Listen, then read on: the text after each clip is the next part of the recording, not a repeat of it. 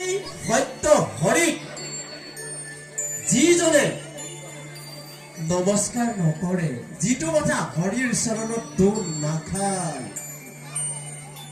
সেই মস্তক কি হব? মহাভাৰ। ঘোষাত আছে নকৰিলো শিৰে মাথা বকা নমস্কাৰ, ইটো মাথা দুত মোৰ ভৈৰৱ মহাভাৰ। আমাৰ মহাপুৰুষে খুব সুন্দৰকে লিখিছে। গতিকে আমি সেই সত্যক স্বীকাৰ কৰিব লাগিব, আৰু সত্যই হল সেইটো কোনটো?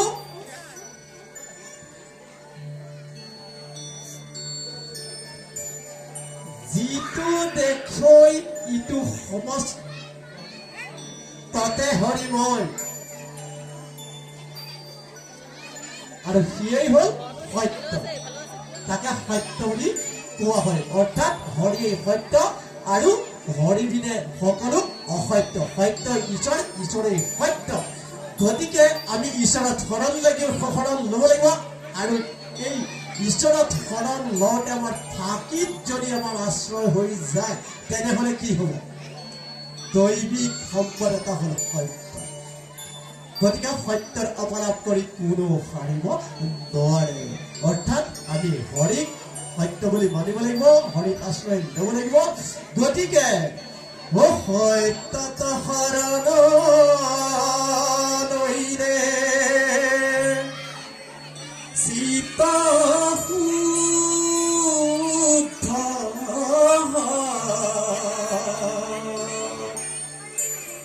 ফকীৰ আশ্ৰয়ে মন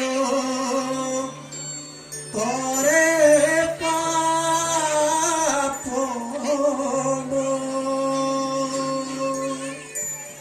অৰ্থাৎ ঈশ্বৰত শৰণ নলৈ আমি যদি আনত শৰণ লওঁ, তেনেহলে আমাৰ কোনো নিস্তাৰ নাই।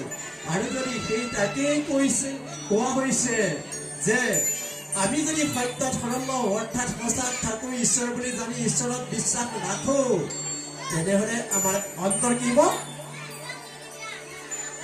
চিত্ত শুদ্ধ হব, সত্য সংশুদ্ধি, অন্তৰ চফা হব।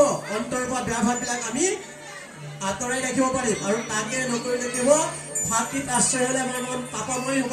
অৰ্থাৎ আমি এটা ফাঁকি ঢাকিবৰ কাৰণে তিনিটা ফাঁকি দিব লাগিব। তিনিটা ফাঁকি ঢাকিবৰ কাৰণে আমি 9টা ফাঁকি দিব লাগিব। 9টা ফাঁকি ঢাকিবৰ কাৰণে আমি 81টা ফাঁকি দিব লাগিব। 81টা ফাঁকি যেতিয়া দিবলৈ আগবঢ়া হব, নিশ্চিতভাৱে